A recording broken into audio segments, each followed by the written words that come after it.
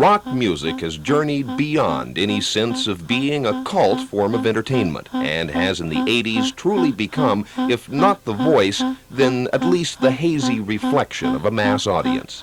But there are always exceptions to every rule, and some more esoteric performers are working within the rock framework, and through their work, the definition of rock has become a little more complex.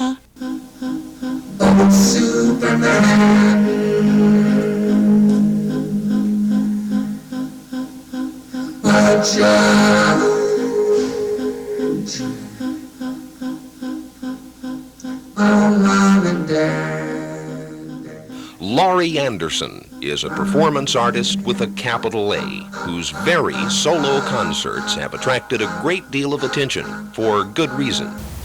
The main thing that my work is about, more than anything else, is language, and of course the processing of language is the reason that I use machines and filters and refer to the way that information is received.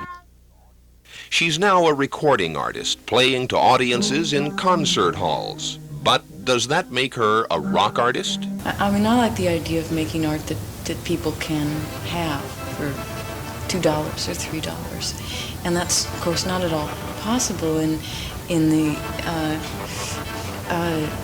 art world as it is. We make these luxury items for people who can really afford luxury items, and then you place them in these museums which are depositories for luxury items.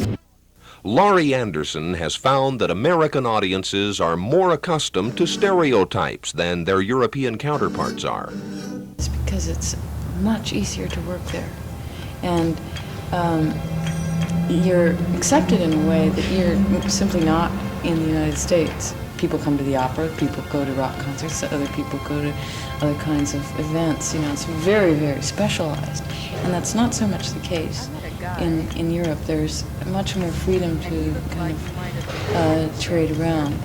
Tim Curry is a European whose career has been a tribute to both his talent and adaptability. From playing Dr. Frank N. Furter in the cult classic Rocky Horror Picture Show film to starring on Broadway to releasing 3 rock solo albums, one might think that Curry would be having an identity crisis. I don't think of myself as an actor. I think of myself as, I suppose, as an animator. I mean, a performer of some kind. But I don't think of myself as an actor first and foremost at all. And I don't think I ever have, really. It's just that when I started, the distinctions were much more fine-drawn than they are now. One of the things that I tried to do is actually break down those distinctions. And I mean, fortunately, people like David Bowie made it a lot easier. David Bowie's multimedia role-playing has truly been an inspiration to many of England's avant-garde musicians. Classix Nouveaux is a group who have self-consciously attempted to present more than a concert. Instead, they offer a visual and musical extravaganza. Guilty, guilty about me. Guilty, guilty about me. Guilty, guilty about me.